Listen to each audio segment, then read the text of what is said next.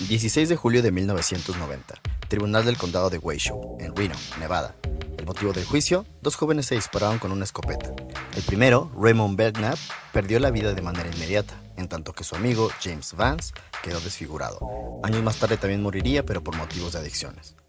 Vance declaró que lo que él y su amigo realizaron fue bajo la influencia de canciones de una banda llamada Judas Priest, concretamente del álbum Stained Class, cuyas canciones contenían mensajes subliminales. Con base en ello, 5 años después, los padres del chico comenzaron uno de los juicios más surreales y ridículos que se haya dado en relación con el metal, en contra de la banda y del sello discográfico.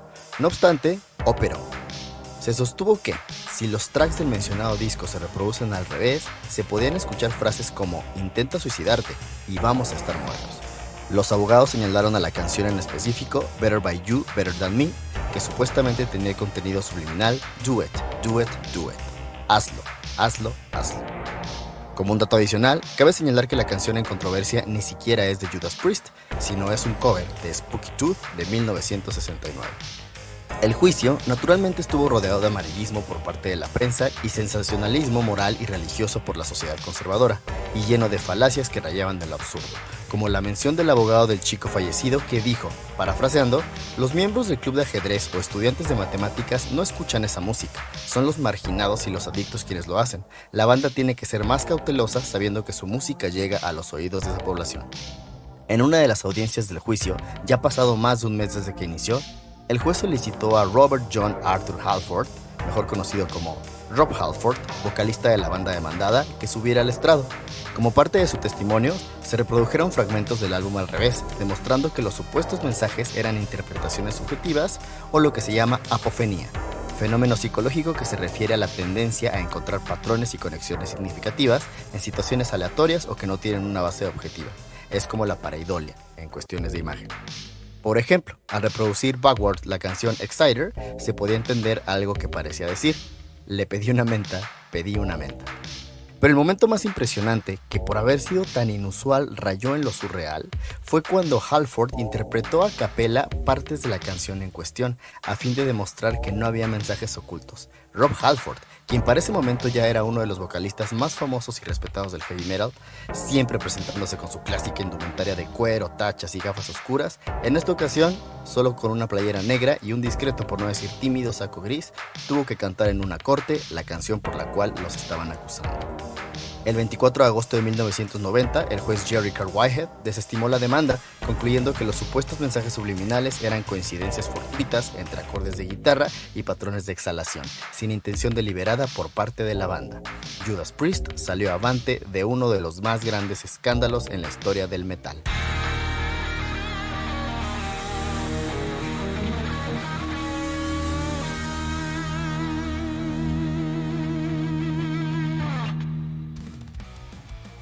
Esto es Riffs con Historia, podcast que pretende dar a conocer lo que hay detrás de las grandes canciones, álbumes y bandas del metal, el rock y otros géneros relacionados, analizando lo que les dio origen, así como su relación con la historia, literatura, filosofía, arte y ciencia. Bienvenidos al episodio 7. Como ya escucharon en la introducción, el día de hoy hablaremos de una de las bandas más grandes que ha dado el heavy metal, que acaba de dar una gran gira en Latinoamérica, que incluyó de sur a norte, lo voy a decir, Brasilia, Sao Paulo, Santiago, Villa Martelli, Bogotá, San Salvador, Ciudad de México y terminó en Monterrey el pasado 7 de mayo.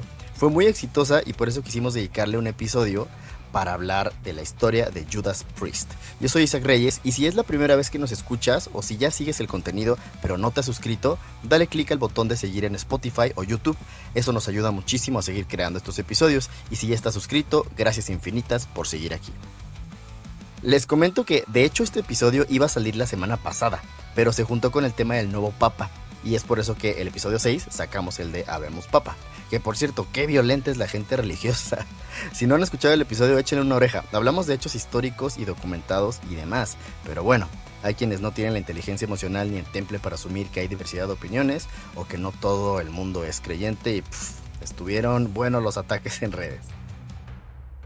Para entender a Judas Priest hay que entender el lugar de donde viene. Birmingham, como le decimos en el occidente, o Birmingham, como le dicen en Inglaterra. En los años 60, una ciudad industrial, sucia, gris, fábricas que escupen humo y obreros que apenas si sobreviven. ¿Qué pasaba en Birmingham en esa época? Como les comenté, era una ciudad industrial, pero ya estaba en pleno declive. Durante el siglo XVIII había sido uno de los motores de la revolución industrial que cambió el mundo. Metalurgia, maquinaria, manufactura pesada, pero en los años 60 y 70 ese modelo empezó a colapsar. Las fábricas cerraban, el desempleo crecía, el ambiente urbano era gris, contaminado, áspero. Había una fuerte alineación entre la clase obrera. Si alguna vez han visto esta fabulosa serie, y no me importa que algunos críticos digan que la última temporada ya estuvo muy forzada, pero para mí es magnífica desde el inicio hasta el fin, que por cierto ya se viene la película, hablo de Peaky Blinders. Esa serie se desarrolla en Birmingham. La ciudad siempre se ve súper contaminada, gris, llena de delincuentes, obreros, etcétera. Se desarrolla casi en su totalidad en esta ciudad. En las últimas temporadas me parece que se mueven, pero es en esta locación, solo que en los años 20. Digamos que todo esto se desarrolla unos 40 años, 40-45 años del nacimiento de Judas Priest y de todo esto que les estoy comentando de cómo se encontraba la ciudad. Cabe señalar que la serie es una reproducción muy fiel en razón de que dichos personajes sí tienen un origen histórico. En fin, en este ambiente era común que jóvenes como los miembros de Judas Priest trabajaban en fábricas o plantas metalúrgicas antes de lanzarse a la música. Este entorno duro y mecanizado influyó enormemente en el sonido del heavy metal. Piénsenlo bien, las guitarras empiezan a sonar como suenan las sierras industriales. Las líricas eran de opresión, de lucha interna, de oscuridad. No es casualidad que tanto Black Sabbath como Judas Priest emergieran de la misma ciudad. ¿Qué pasaba en el mundo en esos años, finales de los 60 y principios de los 70? De entrada estaba la Guerra Fría entre Estados Unidos y la Unión Soviética por ver quién era el más fregón. Seguían en una tensión constante. Estaba la Guerra de Vietnam, que inició en 1955 y terminó en el 75, entonces en ese momento se estaba desarrollando. Muchas protestas sociales, sobre todo en la parte de los jóvenes, incluso en México en 1968, ese fatídico episodio de Tlatelolco. La contracultura juvenil en el 69 fue Woodstock. Del otro lado del mundo, en Estados Unidos, estaban los hippies. Todo eso estaba sucediendo. Y en Reino Unido, huelgas, crisis económica, descontento social creciente. En ese entonces, en UK, en Reino Unido, estaba el primer ministro Harold Wilson del Partido Laborista. Y en la parte monárquica estaba la reina Isabel II. Sí, esa que a todos nos tocó conocerla como reina y falleció hace menos de 3 años. Ya estaba en el trono, ella ascendió en 1952. Y en materia musical, ¿qué es lo que estaba sucediendo en esos años? Antes de Judas Priest estaba Black Sabbath, que se formó un año antes, también en Birmingham, como ya lo mencionamos. Su primer disco fue lanzado en febrero del 70. Led Zeppelin, que se formó también en el 68, es más hard rock, no es metal, pero también fue parte de la canalización de toda esta crisis y llevarla al rock, al metal. Deep Purple, también en el 68, que son considerados pioneros o precedentes del metal. Y por otra parte estaban Cream, The Who, Jimi Hendrix, que aunque era de Estados Unidos, se menciona que pegó primero en UK. Y por supuesto The Rolling Stones. Además de todo esto, el punk comenzaba a gestarse. Iba a explotar hasta el 76-77 con Sex Pistols, pero ya se estaba gestando y el glam rock también iba a emerger pronto. En breve veríamos a una super figura como lo es David Bowie o bandas como T-Rex. Absolutamente todo esto que acabamos de decir fue el caldo de cultivo perfecto para que naciera Judas Priest. La escena estaba madura para el metal y Birmingham era su cuna. La primera encarnación de Judas Priest se formó en el 69, como ya lo dijimos, en West Bromwich, que es un suburbio de Birmingham. La formación original era la siguiente. Spoiler, ninguno de los miembros fundadores está actualmente. Al Atkins en la voz, él fue quien eligió el nombre. Y el nombre fue tomado de una canción de Bob Dylan que se llamaba The Ballad of Frankie Lee and Judas Priest. Bruno Staplehill en el bajo, John Perry en la guitarra y John Partridge en la batería. Sin embargo, esta alineación no grabó ningún álbum y obviamente no tuvo ningún éxito comercial. En realidad, lo que hoy conocemos como Judas Priest surgió cuando se fusionaron con otra banda local llamada Fright, que ya incluía a los siguientes dos músicos, KK Downing en la guitarra y Ian Hill en el bajo. ¿Les suenan? Para 1973, Al Atkins deja la banda dejándolos sin vocalista, lo cual evidentemente los puso en la tarea de reclutar. Ian Hill, el bajista, tenía una novia que tenía un hermano que cantaba. Se lo presenta a Ian y al escucharlo cantar y ver su rango vocal impresionante, lo invitan a audicionar. Su nombre, Robert Halford. Había cantado en una banda local llamada Hiroshima y trabajaba como técnico de luces en un teatro. Sobra decir que obtuvo el puesto. Ya con Halford como vocalista y con la entrada del baterista John Inch, que también era de Hiroshima, se consolidó la formación que firmaría con el sello Gold Records y grabaría el primer álbum, Rock'n'Rolla. Así tenemos la primera alineación emblemática de Judas Priest: Rob Halford en la voz, K.K. Downing y Glenn Tipton en las guitarras, Ian Hill en el bajo y John Hinch en la batería. Llegamos a la parte del programa donde mencionamos canciones, evidentemente. En esta ocasión todas serán de Judas, y será la forma en la que continuaremos revisando la historia de esta superbanda, mencionando álbum por álbum y desglosando algunas canciones que elegimos para el podcast, porque hablar de discografía nos daría para episodios y episodios enteros. El primer álbum es de 1974, Rock'n'Rolla. Canciones notables: Rock'n'Rolla, la homónima, y Run of the Mill.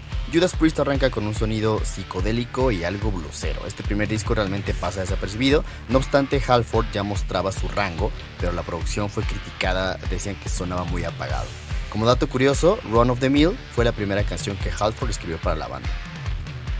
El segundo disco, Sad Wings of Destiny, de 1976. Canciones destacadas: Victim of Changes y The Reaper. Aquí el mundo del metal se estremece, aquí ya están las raíces del género que dominará durante toda la década de los 80.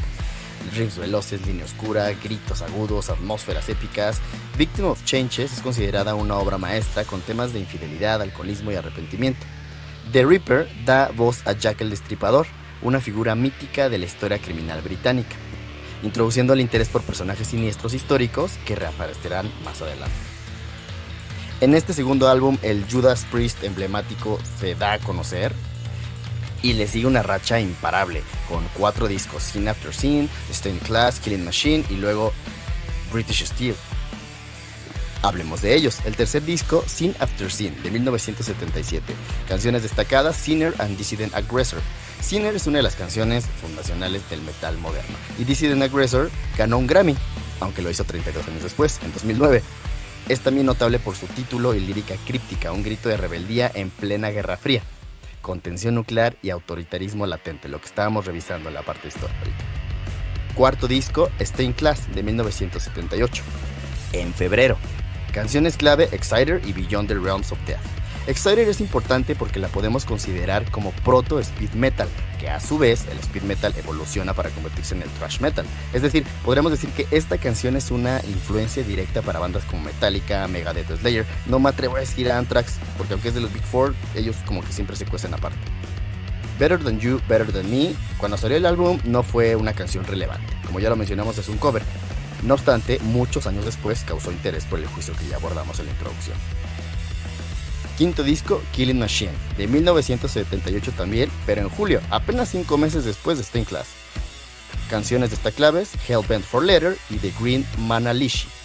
Hellbent for Leather fue un hito para la banda, para el heavy metal y para el metal mismo. Es aquí donde se establece por completo la imagen visual del metal: cuero, motos, cadenas, los estoperoles o tachas. The Green Manalishi es un cover de Fleetwood Mac, pero su interpretación tenebrosa habla de codicia y corrupción, temas de fuerte resonancia en la crisis económica del Reino Unido a finales de los 70. El sexto álbum llega en 1980, el famosísimo British Steel.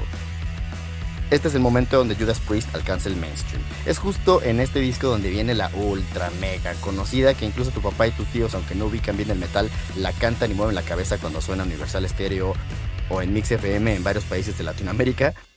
Además de que es una de las más cobereadas por las bandas que tocan en los pops tipo irlandés. Por supuesto estoy hablando de la magnética, grandiosa y siempre clásica Breaking the Law. Es el himno de la rebelión obrera. En ese momento se encontraba en el poder Margaret Thatcher, la llamada Dama de Hierro. Entonces este espíritu de rebelión encaja perfecto con el descontento social que se vivía en el Reino Unido. Breaking the Law es un trabajador desempleado, harto, con riffs, thatcherismo, rebeldía. También en este disco viene otro clásico, Living After Midnight, que representa el otro lado: escapismo, vida nocturna, fiesta, una celebración del rock como válvula de presión. Séptimo disco, Point of Entry, en 1981. Si se fijan, los discos salían muy seguidos el uno del otro. Canciones destacadas: Heading Out of the Highway y Hot Rocking. Es un disco más accesible, pero con temas como Heading Out. Hablan de la libertad individual, rutas por tomar. Si queremos verlo desde un punto de vista histórico también, podría ser el otro lado del thatcherismo. donde se promovía el individualismo, esta canción podría encajar en este ámbito. En 1982 sale el octavo disco, Screaming for Vengeance. Canción clave, You've Got Another Thing Coming y Electric Eye. You've Got Another Thing Coming, una también de las más famosas canciones y se vuelve un himno generacional. Y Electric Eye anticipa la vigilancia digital y el panóptico moderno en apenas 1982. Fue lanzado cuando recién hacía el internet y el internet era solamente para algunas empresas, era para la ciencia, faltaban muchísimos años para que fuera en todas las casas. Y el control masivo aún parecía ciencia ficción. De nueva cuenta, un guiño a Orwell. Ya no surge ese episodio de Orwell, creo que es la tercera vez que lo mencionamos en los 7 programas que llevamos. Para 1984 sale Defenders of the Faith, canción destacada, Free Will Burning y The Sentinel. The Sentinel es de características muy épicas, un guerrero que resiste en un mundo destruido, puede leerse como una alegoría a la resistencia de las culturas como el metal ante el mainstream opresivo. Y para el 10º disco les llegó el momento que a todas, realmente no siento que exista una sola banda, ahí díganos ustedes en los comentarios si tienen algún ejemplo, pero creo que a todas las bandas les llega. El de experimentar con un sonido diferente y en la mayoría de los casos eso implica una división entre los fans. En 1986 sale Turbo, canciones destacadas Turbo Lover y Out in the Cold.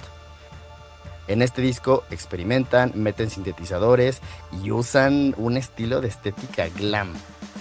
Utilizan trajes brillosos con motivos rojos y otros colores, me parece que amarillo. No obstante, es un muy buen disco. Turbo Lover pretende sonar futurista, que era la tendencia mundial. Estamos en 1984, son los años de Back to the Future, de Terminator, etc. Algunos incluso lo consideran un sonido casi cyberpunk. En ese momento fue criticado por sonar muy comercial, ya saben, es cuando los fans empiezan a decir, ya se vendieron. Actualmente es una joyita. 11, Ram It Down, de 1988. Canción destacada, Ram It Down, la homónima, y Blood Red Skies. Aquí regresan parcialmente a un metal duro, aunque todavía le dejan sintetizadores. Blood Red Skies es atmosférica, melancólica y habla de paranoia. Encajando con los últimos días de la Guerra Fría, no se sabía qué iba a pasar en el mundo, había un incierto total. Del otro lado del globo comienza a surgir este infame fenómeno llamado el pánico satánico, que para Latinoamérica nos llegó en los 90s y los 2000s. Parte de este fenómeno fue que los medios comenzaron a asociar el metal con el satanismo. Bandas como Judas Priest, Ozzy, Slayer, etc. Todos estaban debajo de la lupa, todos eran satánicos. Y es ahí cuando en 1990 llega el juicio con el que iniciamos este episodio, donde como comentamos ellos salen victoriosos. Y después de esto, lo que hacen no es pedir disculpas, sino todo lo contrario. Es momento de explotar todo, velocidad, técnica, ira y un Halford que se convierte en el Metal God. Painkiller 1990. Canciones destacadas, Painkiller y Nightcrawler. La homónima del disco es posiblemente la canción más influyente del metal clásico, velocidad, poder, Halford en su modo dios. Sin embargo, dicho disco marcó el final de una era, ya que Halford saldría de la banda poco después. Durante la gira de Painkiller de 1990 a 1991, las tensiones que ya existían, como en toda banda existen, ya estaban aumentando.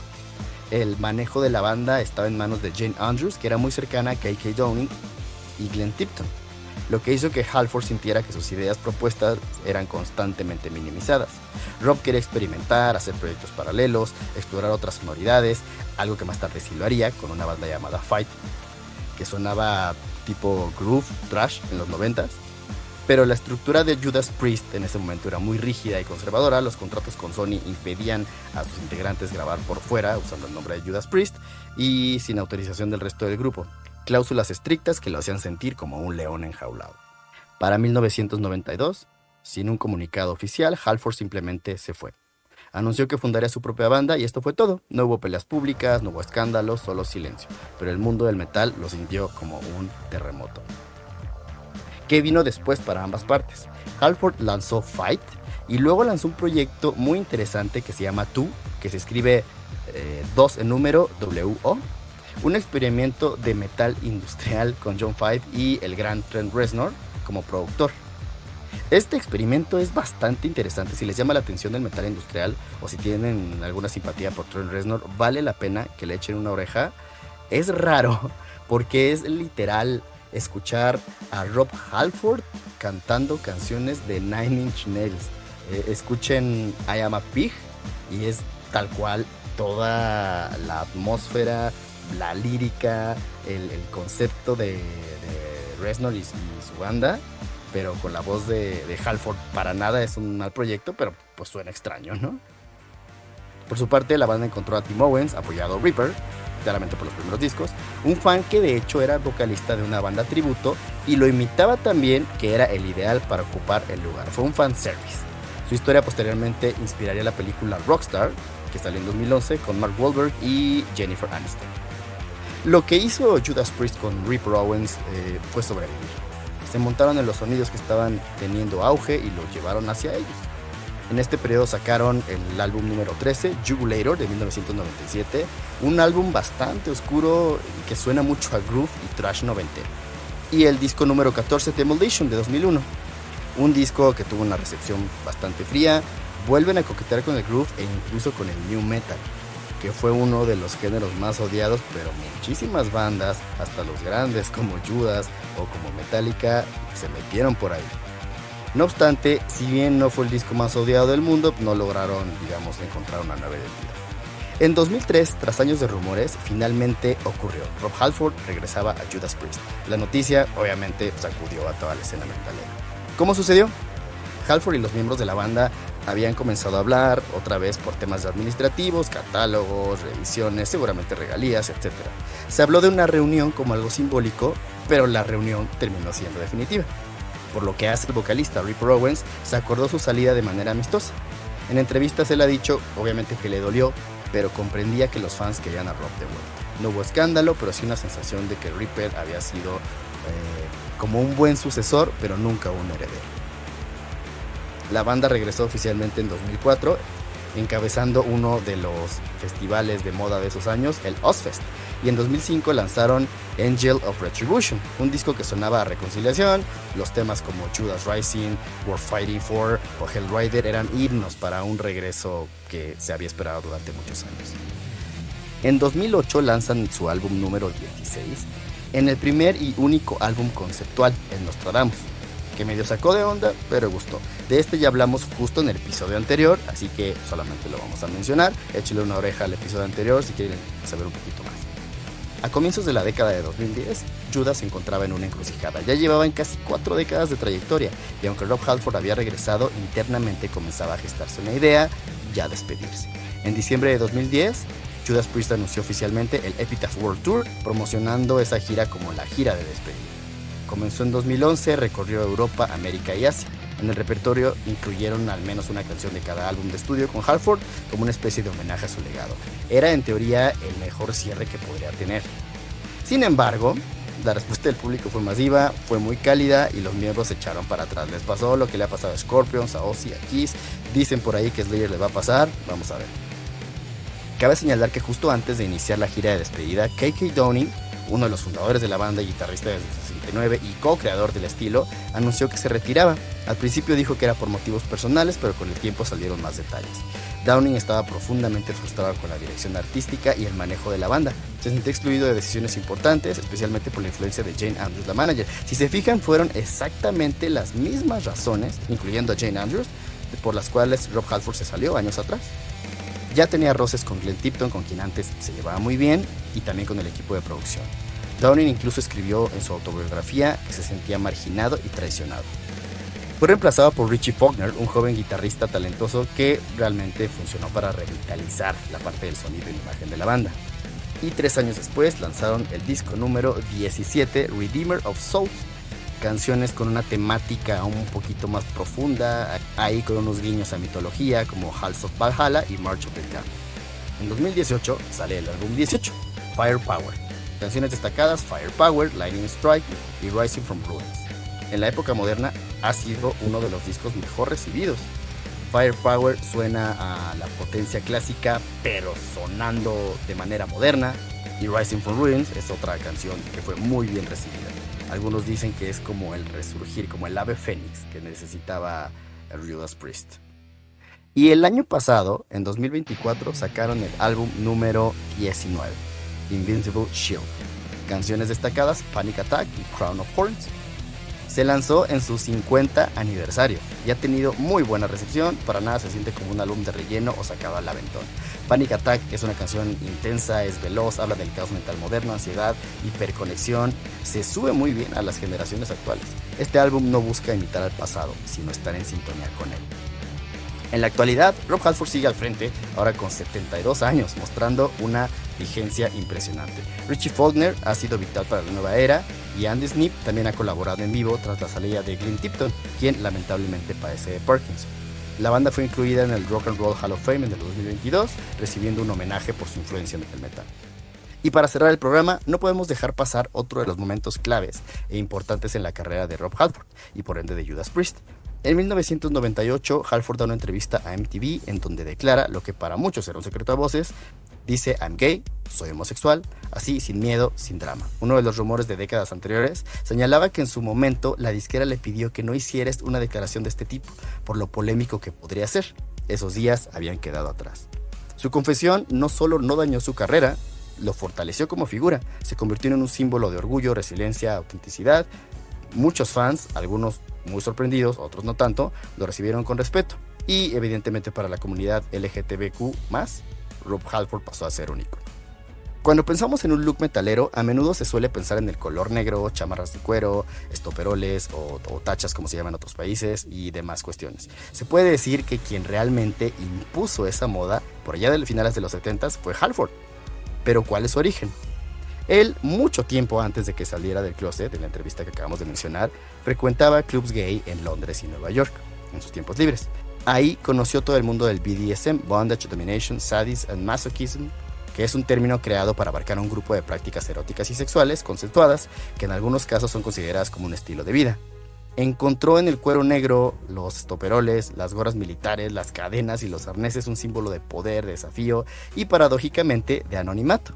En entrevistas posteriores, él mismo explicó que ese estilo no era un disfraz, sino era su forma de expresar una identidad reprimida. Pero en aquel entonces nadie del mainstream lo asociaba con el verdadero origen. Rob solo se vestía para sentirse bien y de repente todos los fans del metal comenzaron a imitarlo sin saber que estaban adoptando el look de la escena letter gay. Así nació, sin proponérselo, el uniforme visual del heavy metal clásico. Lo que ya mencionamos: cuero, estoperoles, botas, etc, etc. Lo que había sido símbolo de marginalidad y deseo pasó a convertirse en símbolo de fuerza, de rebeldía, de virilidad. Pero sí que el público general supiera que estaban usando la estética queer. Y díganos, amigos, qué les pareció este primer episodio de muchos que vamos a hacer, dedicado solo a una banda y su historia. Déjenos en los comentarios qué otras bandas les gustaría ver por aquí. Y si aún no lo han hecho, suscríbanse al canal y síganos en su plataforma favorita, YouTube, Spotify. También estamos en Facebook como Riffs con Historia en la fanpage, o Isaac Corps como perfil de persona. Nos vemos el siguiente jueves para más Riffs con Historia.